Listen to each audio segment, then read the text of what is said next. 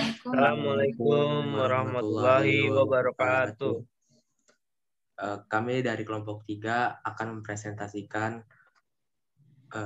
tugas UAS mata kuliah Analisa dan Perancangan Sistem Informasi dengan dosen pengampu Bapak Ahmad Munawar, Magister Komputer. Perkenalkan, kami dari kelompok 3, saya Indah Putri Suryaningsih, NIM 122011151. Saya Dimas Alisa Dewo, NIM 122000031.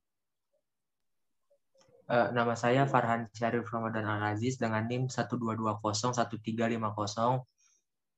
Kami dari kelas 124A37, jurusan Sistem Informasi Universitas Bina Sarana Informatika Kampus Pemuda.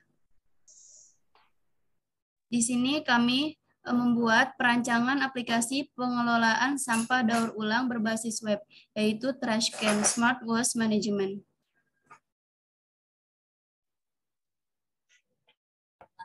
Selanjutnya masuk ke dalam pembahasan. Berikut adalah rincian pembahasan yang akan dibahas, yaitu ada analisa sistem berjalan, analisa kebutuhan sistem, diagram sistem, kode program, black box testing, dan pemeliharaan sistem. Untuk analisa sistem berjalan akan dijelaskan oleh Dimas. Analisa sistem berjalan, yang pertama ada proses registrasi akun. Sebelum menggunakan aplikasi untuk pertama kali, user harus melakukan registrasi akun. User mengisi formulir registrasi pada website diantaranya nama lengkap, alamat, email, nomor telepon yang aktif, serta kata sandi. Data registrasi akun akan masuk ke dalam sistem database. Setelah registrasi berhasil, pengguna diarahkan untuk melakukan login akun yang sudah didaftarkan untuk masuk ke dalam aplikasi. Yang kedua, ada proses login akun. Setelah registrasi akun berhasil, untuk masuk ke dalam aplikasi, user harus melakukan login. User mengisi formulir login dengan email dan kata sandi yang sudah didaftarkan saat registrasi. Kemudian yang ketiga, proses kelola akun. User yang sudah masuk ke dalam aplikasi dapat mengelola akunnya dengan melihat profil, mengubah profil, dan mengubah kata sandi. Dan yang keempat, proses menampilkan informasi. Saat masuk ke dalam aplikasi, user ditampilkan fitur-fitur yang tersedia. Di antaranya, fitur Trash Block, yaitu berupa halaman blog untuk melihat informasi mengenai sampah. Selanjutnya, fitur Transpick untuk melakukan penjualan sampah dengan metode pick up. Fitur terakhir yaitu Trash Market untuk melakukan pembelian sampah dan kerajinan daur ulang sampah. User dapat menggunakan fitur-fitur tersebut sesuai kebutuhan informasi yang diinginkan. Yang kelima yaitu proses melakukan penjualan produk sampah atau trash pick. Yang pertama, user memilih fitur atau icon trash pick yang ada pada UI aplikasi. Kemudian, user mengisi form penjualan yaitu jenis produk, berat produk, foto produk, dan alamat pickup. Kemudian, data tersebut akan dikirimkan ke admin untuk dikonfirmasi. Transaksi dilakukan saat sampah sudah di pick up dan dibawa ke drop point. Pembayaran kepada penjual dilakukan dengan sistem e-money. Uang akan masuk ke rekening penjual di dalam aplikasi. Rincian penjualan akan ditampilkan pada halaman riwayat Trashpick. Yang keenam, proses melakukan pembelian produk daur ulang sampah atau Trash Market. Yang pertama, user memilih fitur Trash Market untuk melihat gambar dan detail produk.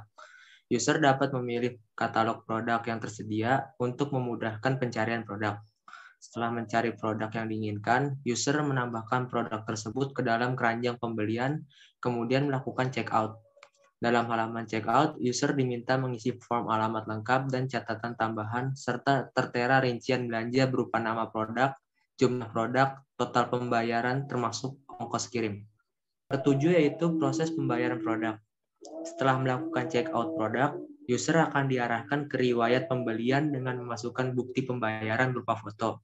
Pembayaran dilakukan dengan metode transfer ke nomor rekening yang tertera. Bukti pembayaran yang sudah diupload akan dikonfirmasi terlebih dahulu oleh admin. Jika status pembayaran sudah valid, maka transaksi berhasil dan menunggu proses pengiriman. Kedelapan, proses pengiriman produk. User melihat riwayat pembelian. Dalam riwayat pembelian terdapat nomor transaksi, tanggal transaksi, status transaksi, serta foto pembayaran dan nomor resi pengiriman. Jika pembayaran sudah dikonfirmasi oleh admin dalam 1 atau 2 kali 24 jam setelah produk sampai, user diminta klik selesai order, maka status riwayat pembelian selesai. Untuk penjelasan selanjutnya yaitu analisa kebutuhan. Yang pertama, analisa kebutuhan user. Dalam aplikasi TrashCan terdapat 2 user yang dapat saling berinteraksi dalam lingkungan sistem, yaitu user sebagai admin dan user sebagai pelanggan. User-user tersebut memiliki karakteristik interaksi dengan sistem yang berbeda-beda dan memiliki kebutuhan informasi yang berbeda-beda seperti berikut. Untuk yang pertama yaitu kebutuhan admin. Admin dapat melakukan login, admin dapat mengakses produk, yang ketiga admin dapat mengelola yaitu menambah, mengubah dan menghapus produk. Admin dapat mengelola kategori produk, kemudian admin dapat mengelola data user admin, selanjutnya admin dapat mengelola data pelanggan, admin dapat melihat transaksi, admin dapat mengelola dan mencetak transaksi, admin dapat mengelola trash block, dan admin dapat mengelola data riwayat trash block. Mengelola artinya di sini menambah, mengubah, dan menghapus. Untuk selanjutnya. B. Kebutuhan pelanggan. Pertama, pelanggan dapat melakukan daftar dan login. Kedua, pelanggan dapat mengelola profilnya. 3. Pelanggan dapat melihat tampilan home. 4. Pelanggan dapat melihat tampilan produk dan detail produk. 5. Pelanggan dapat menambah, mengubah, dan menghapus produk di keranjang. Yang keenam, pelanggan dapat melakukan checkout dan transaksi. 7. Pelanggan dapat melihat riwayat transaksi. 8. Pelanggan dapat melihat transblok. 9. Pelanggan dapat mencari produk yang diinginkan. 10. Pelanggan dapat mengisi formulir Transpic. Dan kemudian yang ke-11, pelanggan dapat melihat riwayat Transpic. Kemudian yaitu analisa kebutuhan sistem. Sesuai dengan aplikasi TrashCan yang telah dirancang, kebutuhan sistem pada aplikasi ini diantaranya user harus melakukan login terlebih dahulu agar dapat mengakses fitur, beli produk dengan memasukkan username dan password agar privasi data pengguna dan data-data yang ada pada program tetap terjaga. Kemudian sistem dapat menyimpan data-data user dan produk. Lalu yang ketiga, sistem dapat menampilkan menu-menu dan fitur yang ada pada program. Yang keempat, sistem dapat melakukan kalkulasi pembayaran. Serta yang terakhir yaitu user harus melakukan logout setelah selesai menggunakan program. Diagram sistem. Untuk yang pertama yaitu desain basis data terdiri dari diagram ERD, spesifikasi file, dan struktur kode. Untuk yang pertama ini adalah diagram ERD aplikasi TrashCan. Diagram ERD aplikasi TrashCan memiliki 10 entitas, diantaranya TrashBlog, admin, laporan transaksi, produk, kategori, transaksi, pelanggan, Transpic, riwayat Transpic, dan detail transaksi. Masing-masing entitas ini memiliki atribut. Nah, pada entitas TrashBlog memiliki 5 atribut yang menjadi primary key-nya yaitu atribut ID block. Kemudian pada entitas admin memiliki 5 atribut yang menjadi primary key yaitu ID admin. Kemudian pada laporan transaksi memiliki 5 atribut yang menjadi ID admin yaitu ID laporan. Kemudian entitas produk memiliki 9 atribut di mana primary key-nya yaitu atribut ID produk. Kemudian ada Transpic, primary key-nya yaitu ID TP atau ID Transpic. Kemudian entitas pelanggan memiliki 7 atribut di mana ID user merupakan primary key-nya. Transaksi memiliki banyak atribut. Di sini ada atribut, ada composite atribut juga di sini, alamat terbagi menjadi kode pos dan kota, di mana primary key pada entitas transaksi yaitu atribut ID transaksi. Kemudian ada entitas kategori dengan primary key-nya ID kategori hanya memiliki 2 atribut. Kemudian detail transaksi memiliki 4 atribut dengan primary key-nya yaitu atribut ID transaksi. Untuk data transaksi sebenarnya tidak memiliki primary key, melainkan memiliki foreign key, yaitu primary key dari entitas transaksi yang dihubungkan ke dalam entitas detail transaksi. Kemudian pada riwayat transpic memiliki 4 atribut, di mana satu atributnya composite, ada yaitu atribut status. Nah, yang menjadi primary key di sini yaitu atribut ID TP atau ID transaksi. Sama seperti detail transaksi, pada riwayat transpic ini tidak ada primary key, melainkan foreign key, yaitu primary key dari entitas lain, yaitu entitas transpic. Nah, selanjutnya itu hubungan kardinalitasnya.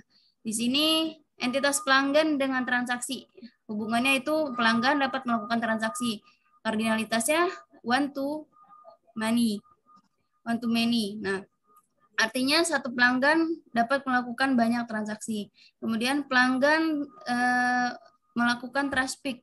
Hubungan kardinalitasnya juga sama, one to many, karena pelanggan dapat melakukan beberapa kali atau banyak transpic. Kemudian pada admin hubungannya dengan laporan transaksi, yaitu admin mengelola laporan transaksi, di mana hubungan kardinalitasnya yaitu one to many, artinya hanya satu admin yang dapat mengelola banyak transaksi. Jadi satu admin dapat mengelola banyak transaksi. Kemudian admin juga dapat mengelola trust block. Hubungan kardinalitasnya yaitu one to many. Satu admin dapat mengelola banyak trust block. Kemudian entitas produk dengan kategori, hubungannya itu produk berisi kategori, di mana kardinalitasnya one to many. Artinya satu kategori bisa memiliki banyak produk, sedangkan satu produk hanya memiliki satu kategori. Setiap produk hanya memiliki satu kategori. Kemudian hubungan antara entitas transaksi dengan detail transaksi, yaitu transaksi berisi detail transaksi. Kardinalitasnya yaitu many to many, artinya transaksi dapat memiliki banyak detail transaksi, atau detail transaksi dapat memiliki banyak transaksi. Kemudian hubungan entitas transpic dengan riwayat transpic, yaitu dari entitas transpic akan menghasilkan riwayat transpic. Generalitas yaitu keturunan dari entitas transpic yang menghasilkan entitas riwayat transpic, di mana kardinalitasnya many to many.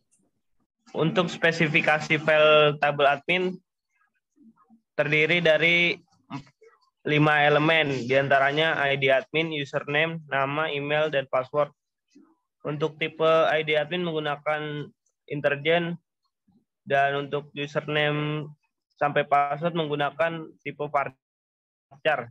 Dan primary key dari tabel admin adalah ID admin. Kemudian spesifikasi file tabel pelanggan terdiri dari 7 elemen data, diantaranya ID pelanggan, nama, alamat, jenis kelamin, nomor telepon, email, dan password. Untuk tipenya, ID pelanggan menggunakan tipe integer. Untuk nama, alamat, dan jenis kelamin menggunakan varchar, nomor telepon menggunakan integer, dan email dan password menggunakan tipe varchar. Untuk primary key dari tabel pelanggan terdapat di elemen data ID pelanggan. Kemudian spesifikasi file tabel produk. Dalam elemen data terdapat ID produk, ID kategori, nama produk, berat produk, stok, status, harga, gambar, serta nama mitra. Kemudian dalam nama field-nya yaitu yang pertama ID underscore produk, ID underscore kategori, nama underscore produk, berat underscore produk, stok, status, harga, gambar, serta nama underscore mitra. Kemudian dalam tipenya untuk ID underscore produk yaitu char. Untuk ID underscore kategori adalah integer. Kemudian dalam nama produk tipenya varchar. Lalu berat produk dan stok tipenya sama yaitu integer. Kemudian dalam status harga, gambar, serta nama mitra memiliki tipe yang sama yaitu varchar. Kemudian pada size bisa dilihat pada tabel berikut. Kemudian untuk primary key-nya terdapat dalam ID product. Kemudian dalam tabel 14 yaitu spesifikasi file tabel kategori, yaitu yang pertama ID kategori, kemudian nama kategori dengan nama field, ID underscore kategori, dan nama underscore kategori. Untuk ID underscore kategori memiliki tipe integer. Kemudian untuk nama kategori memiliki tipe varchar dengan size masing-masing 8 dan 50. Kemudian primary key untuk tabel kategori yaitu di ID kategori. Lalu kemudian ada spesifikasi file table trace block dengan elemen data yang pertama ID block, tanggal, judul, gambar, serta isi. Dengan nama field ID underscore block, tanggal, judul, gambar, serta isi. ID underscore block memiliki tipe integer, kemudian tanggal memiliki tipe date time, lalu judul dan gambar memiliki tipe varchar, dan isi memiliki tipe teks. Serta dalam size, ID block memiliki size 8, tanggal tidak mempunyai size, lalu judul dan gambar memiliki size masing-masing 50 dan 80, dan isi tidak memiliki size. Primary key pada file tabel trace block yaitu di ID block.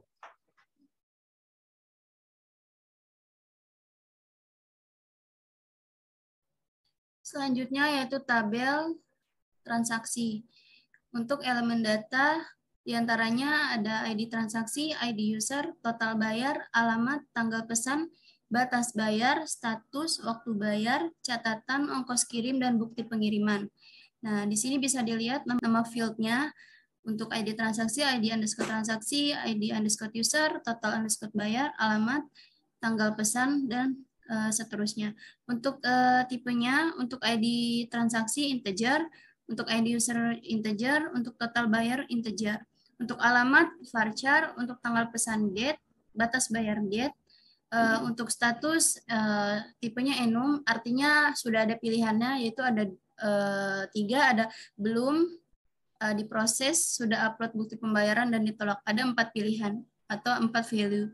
Kemudian waktu bayar tipenya timestamp, kemudian catatan tipenya teks, ongkos kirim tipenya teks, dan bukti pembayaran tipenya varchar. Untuk size-nya untuk ID transaksi 11, ID user 8, total bayar 10, alamat 100, dan bukti pembayaran 50. Sisanya tidak memiliki size. Untuk primary key-nya terdapat pada elemen data ID transaksi. Untuk tabel selanjutnya yaitu spesifikasi file tabel detail transaksi. Elemen datanya diantaranya ada ID transaksi, ID produk, jumlah produk, dan subtotal bayar.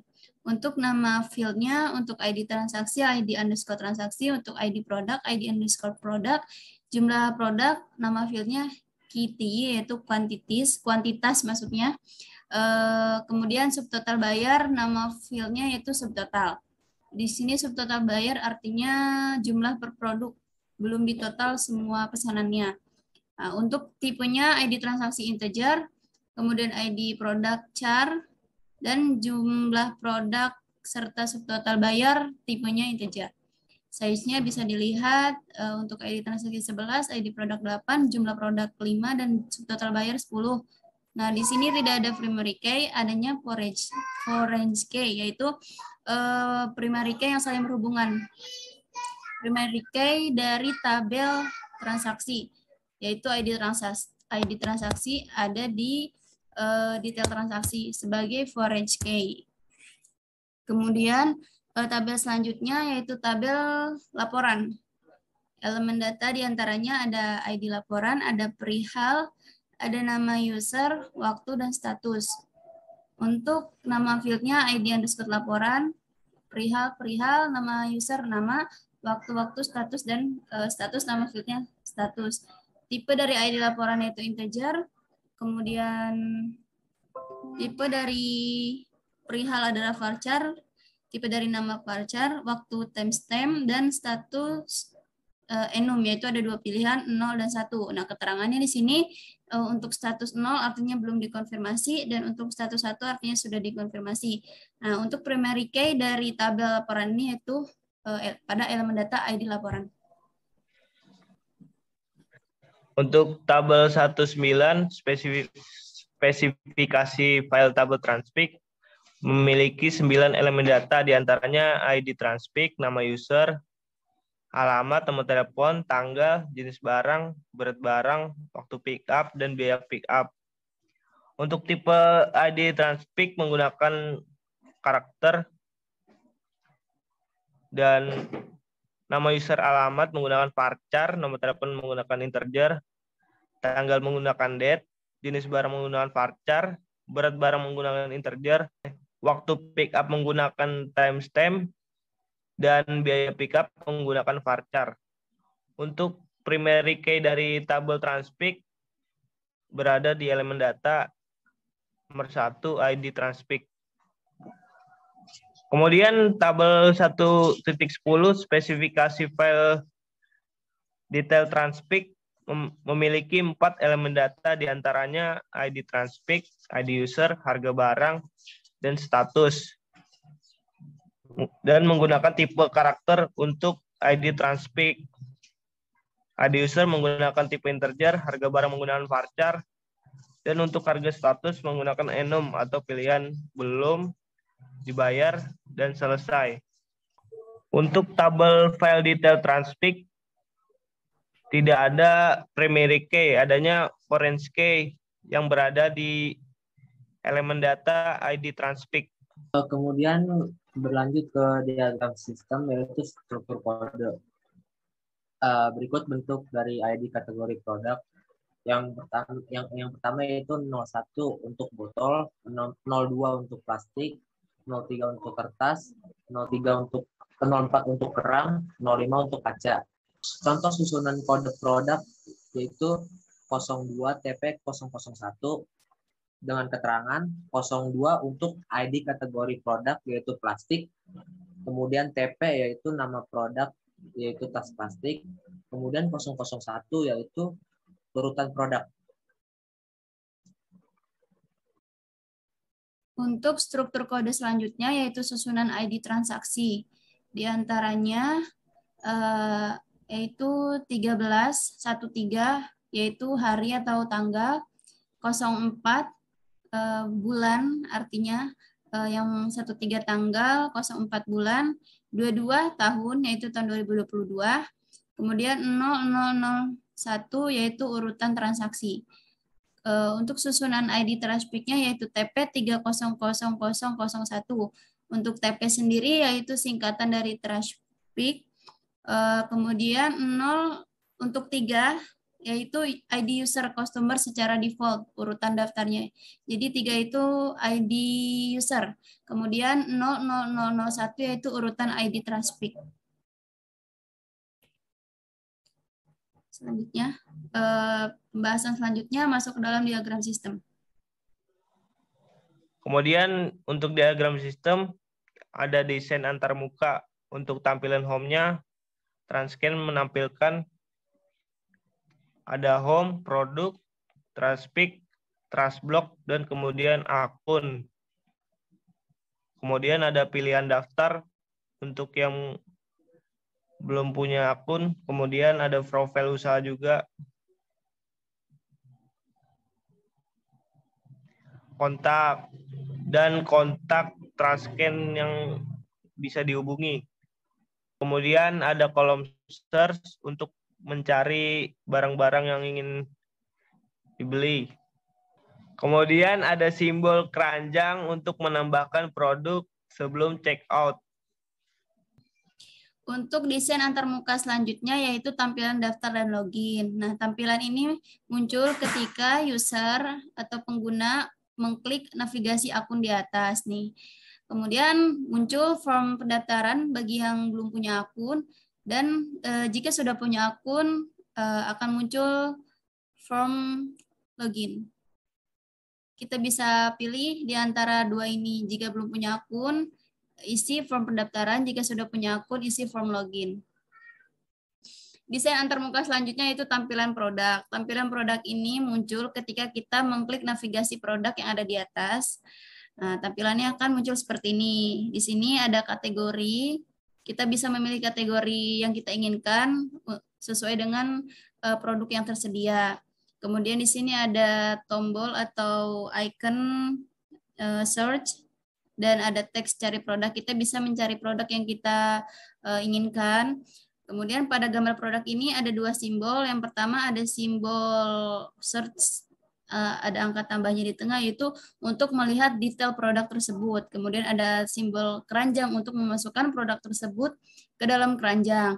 Nah, di bawahnya ini ada keterangan nama produknya, kemudian mitra atau yang supply produknya, dan stok dari produk tersebut. Kemudian di sini ada Transblog. Ini artikel ini muncul ketika kita mengklik navigasi Transblog, kemudian akan muncul judul artikel, kemudian isi artikel dan foto artikel yang dibuat oleh admin. Kemudian kolom search untuk mencari berita-berita yang ada di Transblog. Kemudian ada tampilan Traffic. Traffic ini digunakan untuk sebagai formulir untuk Trashcan nanti, yaitu untuk sebagai data diri dan informasi. Yang pertama di sini ada kolom nama untuk nama, nomor telepon untuk nomor telepon yang bisa dihubungi, kemudian alamat sebagai alamat yang akan dituju, kemudian jenis barang, lalu berat berapa kilogram, kemudian kita bisa memilih waktu pick up kapan dan akan keluar biaya pick up-nya. Kemudian kita bisa melakukan upload gambar apa itu. Lalu kita bisa setelah selesai diisi, kita klik pesan atau booking. Ya, Trashpick ini digunakan ketika kita ingin menjual produk ke Trashcan dalam sistem pick up. Nah, di sini upload gambarnya, upload gambar yang akan dijual. Nah, di sini ada waktu pick up-nya dan biaya pick up-nya. Untuk tampilan desain antarmuka selanjutnya,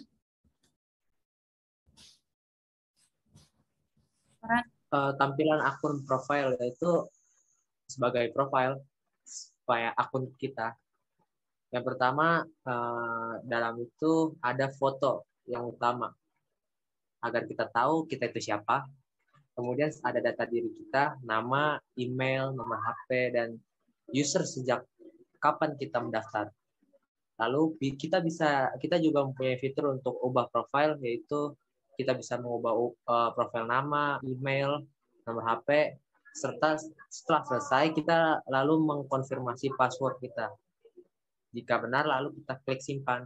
Selesai.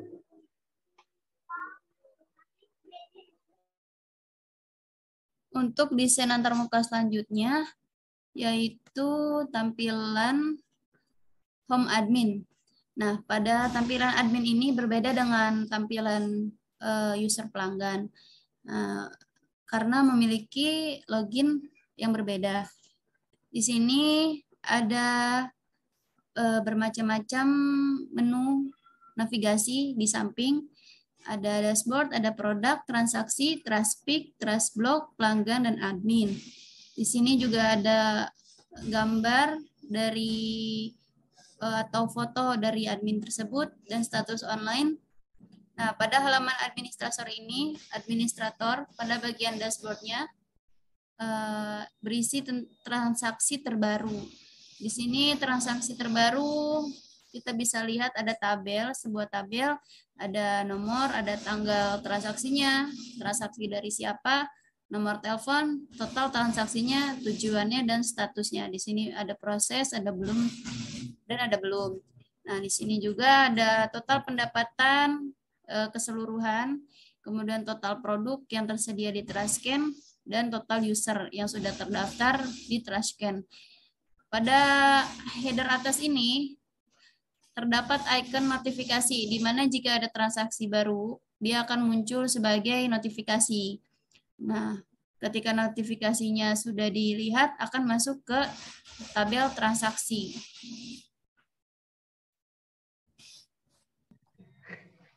Pada menu masuk, karena ini merupakan struktur navigasi pelanggan, kita memilih masuk untuk pelanggan. Ketika sudah masuk, kita akan ditampilkan kembali home. Home-nya berisi 6 navigasi utama, yaitu akun, produk, traffic, trustblog, keranjang, dan kontak. Nah, pada akun ini kita bisa melihat profil, bisa mengubah password, bisa melihat riwayat transaksi, riwayat traffic, dan bisa melakukan logout atau keluar. Nah, pada menu produk kita bisa melihat, memilih kategori, mencari produk, melihat detail produk, dan menambahkan produk ke keranjang. Nah, pada menu traffic dalam home ini kita akan diarahkan ke form traffic. Kemudian pada trustblog kita bisa mencari artikel atau blog. Kemudian pada menu keranjang kita bisa menambahkan keranjang, bisa menghapus, mengubah, dan mencek out barang yang sudah kita masukkan ke dalam keranjang. Kemudian akan diarahkan ke formulir pendaftaran di sini. Nah, pada navigasi kontak terdapat maps, email, atau WhatsApp, Trashcan yang bisa dihubungi oleh pengguna. Kemudian struktur navigasi admin. Dalam home kita memiliki 6 fitur, yaitu daftar, kontak, produk, masuk, traffic, dan trustblog. Dalam daftar kita lanjut ke form pendaftaran, lalu setelah itu verifikasi. Dalam kontak kita ada fitur maps, email, dan WhatsApp. Serta dalam produk kita ada cari produk. Dan dalam masuk kita ada fitur pelanggan dan admin. Kita masuk ke fitur admin. Setelah kita klik admin, kita masuk ke home. Lalu ada 6 fitur lagi, yaitu produk, transaksi, traffic, trustblog, pelanggan, dan admin. Untuk produk kita terbagi 2, yaitu untuk produk dan kategori. Untuk produk terdapat fitur tambah, ubah, serta hapus. Untuk kategori kita ada fitur tambah, ubah, serta hapus juga. Lalu di fitur transaksi terdapat 2 fitur lagi, yaitu konfirmasi dan detail transaksi. Setelah detail transaksi kita melakukan cetak transaksi. Setelah masuk lalu kembali ke home, terdapat 6 fitur admin, yaitu yang pertama produk. Admin memiliki 2 fitur produk, yaitu produk dan kategori. Dalam fitur produk terdapat fitur tambah, ubah, serta hapus. Dalam fitur kategori, admin juga memiliki fitur yang sama, yaitu tambah, ubah, serta hapus. Lalu masuk ke fitur kedua, yaitu transaksi. Admin memiliki 2 fitur, yaitu konfirmasi serta detail transaksi. Setelah detail transaksi, kita bisa melakukan cetak transaksi. Kemudian admin memiliki fitur ketiga, yaitu trustpick. Di trustpick admin memiliki 2 fitur, yaitu konfirmasi dan detail trustpick. Serta setelah melakukan detail trustpick bisa melakukan cetak. Lalu ada fitur trustblog. Dalam trustblog kita bisa melakukan tambah, ubah, serta hapus. Kemudian admin memiliki fitur pelanggan. Dalam pelanggan kita juga bisa melakukan tambah, ubah, serta hapus. Lalu admin memiliki fitur admin. Admin memiliki fitur admin, yaitu bisa melakukan tambah, ubah, juga hapus. Untuk kode program, kita akan menjelaskan salah satu bagian, yaitu tampilan view dari home. Nah, di sini kita bisa lihat kode program dari bagian home, yaitu header. Karena bagian home akan dibagi-bagi menjadi header, footer, dan ada proses, profil. Nah, untuk bagian header, di sini kita bisa lihat untuk membuat tampilan navigasi home, trash market atau produk, traffic, trustblog, dan login. Ini listing programnya. Bisa kita lihat yang di blog. Nah, di sini ada base URL untuk home, trash market, traffic, trustblog, login pelanggan, login admin. Nah, kemudian kita bisa lihat untuk listing programnya di sini menggunakan PHP dan konsep MVC, model, view, dan controller. Untuk bagian view-nya, nah, Sini listing programnya untuk bagian header. Kemudian untuk bagian footer, nah di sini ada coding bootstrap, yaitu tampilan-tampilan yang sudah terformat pada program. Nah di sini bagian footernya, kemudian ada bagian sini sudah bagian header, bagian untuk menampilkan profil usaha dan alamatnya. Nah, pada profil. Nah, bisa kita lihat coding bagian home yang di bagian bawahnya itu profil usaha. Berikut adalah listing programnya. Black box testing. Pengujian black box atau black box testing adalah salah satu metode pengujian perangkat lunak yang berfokus pada sisi fungsionalitas, khususnya pada input dan output aplikasi. Apakah sudah sesuai dengan apa yang diharapkan atau belum? Kemudian untuk pengujian black box testing sendiri, black box testing, di sini ada tabel yang menjelaskan mengenai pengujian black box testing pada aplikasi TraceScan. Untuk tabelnya berisi modul yang diuji, prosedur pengujian, masukan, keluaran yang diharapkan, hasil yang didapat, dan kesimpulan. Untuk modul yang diuji pertama yaitu login pelanggan. Prosedurnya buka web TraceScan, pilih login pelanggan, kemudian input email dan password, masuk ke halaman home dengan akun. Keluaran yang diharapkan itu setelah menginput email dan password akan masuk ke halaman home dengan akun user tersebut. Hasil yang didapat, akun sudah masuk.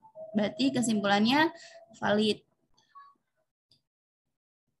Kita bisa cek pada programnya langsung.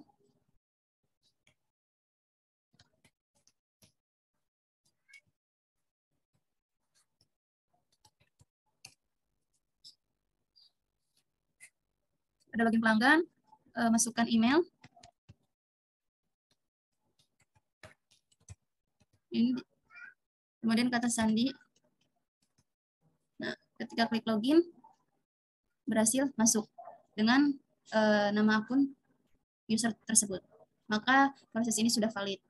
Kemudian selanjutnya, modul yang diuji selanjutnya yaitu login admin. Prosedur pengujiannya membuka web TraceScan, pilih login admin. Maaf, di sini salah. Pilih login admin, kemudian masukkan password yang salah. Masukannya input username dan password. Passwordnya yang salah. Nah, keluaran yang diharapkan dari inputannya tidak bisa masuk. Jadi menginput kembali username dan password. Hasil yang didapatkan, akun tidak dapat masuk dan harus menginput kembali username dan password.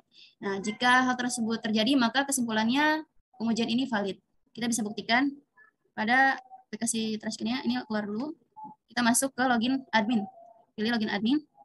Nah, kita masukkan admin, username-nya, kemudian password-nya salah. Password yang sebenarnya adalah admin. Kita masukkan password 123. Maka, nah, tidak bisa masuk, gagal, password ada salah. Pengujian ini kesimpulannya adalah valid. Selanjutnya, modul yang diuji yaitu data produk admin. Prosedur pengujiannya telah berhasil login, admin telah berhasil login, pilih data produk pada dashboard, kemudian tambahkan produk. Masukannya, input nama, URL, stok produk, harga produk, dan gambar produk. Jika sudah menginput, keluaran yang diharapkan itu menampilkan produk yang telah ditambahkan. Maka hasil yang didapatkan tampil produk yang telah ditambahkan. Jika tampilannya sesuai, maka kesimpulannya data produk admin valid. Selanjutnya, modul yang diuji yaitu profil pelanggan. Prosedur pengujiannya, pelanggan telah login, klik profil pada akun, kemudian ubah nomor handphone, selanjutnya konfirmasi dengan memasukkan password. Berarti masukannya itu ubah nama HP, kemudian tanpa memasukkan password. Jadi prosedurnya, masukannya ketika ingin mengubah HP, nomor HP, kita tidak perlu memasukkan password. Keluaran yang diharapkan apa? Karena tidak memasukkan password, maka keluaran yang diharapkan itu gagal menyimpan perubahan karena tidak memasukkan password. Hasil yang didapat gagal menyimpan perubahan. Maka kesimpulannya, jika sistem ini berjalan sesuai dengan prosedur pengujian pada detail ini, pada penjelasan ini, maka profil pelanggan valid. Modul yang diuji sudah valid.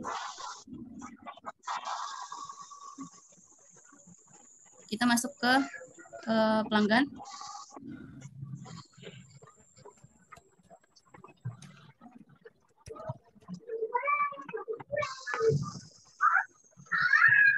Kemudian ubah ke profil. Nah, ingin mengubah nomor handphone tanpa memasukkan konfirmasi password.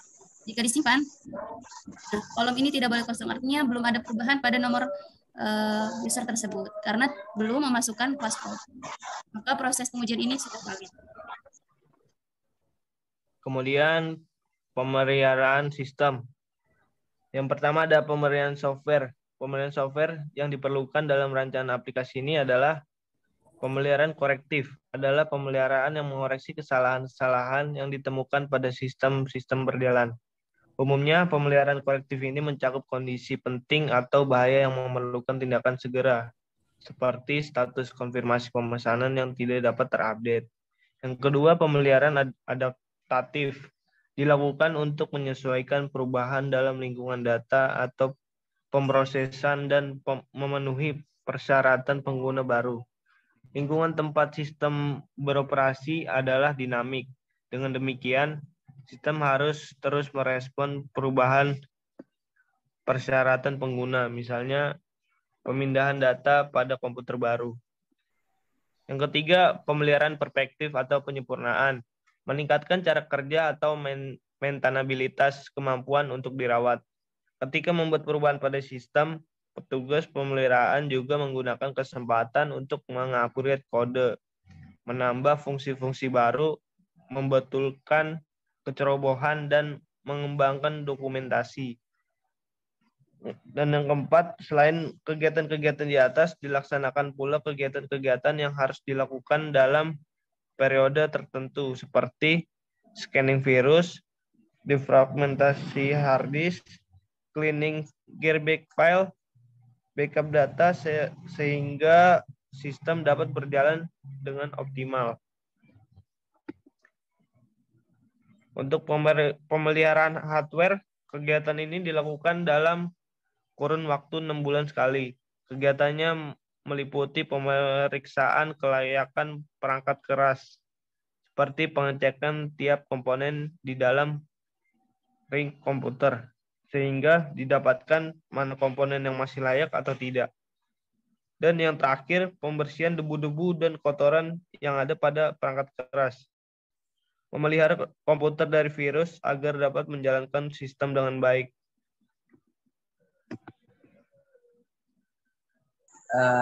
Kita masuk ke dalam bab penutup, yaitu kesimpulan dan saran.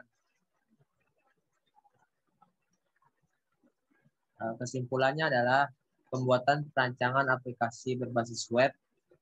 Ini bertujuan untuk mengimplementasikan program 3R, Reduce, Reuse, Recycle, dalam pengelolaan sampah daur ulang dengan memanfaatkan teknologi sistem informasi. Secara garis besar, berdasarkan hasil perancangan dan pembuatan aplikasi berbasis web yang telah dibuat, dapat disimpulkan hal-hal sebagai berikut. Pertama, dengan menggunakan sistem ini, maka proses pembelian sampah, pengumpulan sampah, dan penjualan sampah akan terorganisir dengan baik karena segala bentuk pencatatan sudah terkomputerisasi oleh sistem. Kemudian yang kedua, dengan menggunakan sistem ini akan mempermudah bagi pemasok sampah, menghimpun sampah, pengusaha daur ulang, dan stakeholder lainnya untuk berinteraksi secara luas dan membangun suatu bisnis yang saling menguntungkan. Kemudian yang ketiga, sistem ini dapat memberikan pemahaman dan kemudahan bagi masyarakat untuk memanfaatkan sampah daur ulang sebagai sumber penghasilan baru. Yang terakhir yaitu saran. Saran yang dapat diberikan untuk pengembangan aplikasi sistem informasi pengelolaan sampah daur ulang berbasis web ini adalah yang pertama, pengembangan rancang bangun sistem informasi ini diharapkan lebih kompleks dan bisa diimplementasikan di seluruh wilayah Indonesia karena rancangan ini masih mencakup wilayah Jakarta. Perancangannya belum mencapai daerah yang luas sehingga diharapkan dapat diimplementasikan di seluruh wilayah Indonesia. Yang kedua, perlunya pengujian secara teknis dalam jangka waktu tertentu untuk melihat efektivitas dari kinerja aplikasi yang sudah berjalan. Jadi dengan adanya pengujian ini diharapkan akan memberikan evaluasi terhadap aplikasi yang sudah berjalan. Kemudian yang ketiga, rancangan ini diharapkan dapat menampung timbal balik atau penilaian dari pengguna agar pengembang dapat mengetahui kekurangan yang dimiliki oleh aplikasi ini sehingga diharapkan mampu mengembangkan aplikasi menjadi lebih baik lagi. Kemudian saran yang terakhir yaitu pengguna sistem harus memenuhi segala prosedur yang ada yang dibutuhkan oleh sistem untuk mengimplementasikan rancangan aplikasi ini. Berikut adalah referensi. Nah, terima kasih untuk perhatiannya. Kurang lebihnya mohon dimaafkan karena kami juga masih dalam proses belajar. Wabillahi taufiq wal hidayah. Wassalamualaikum warahmatullahi wabarakatuh.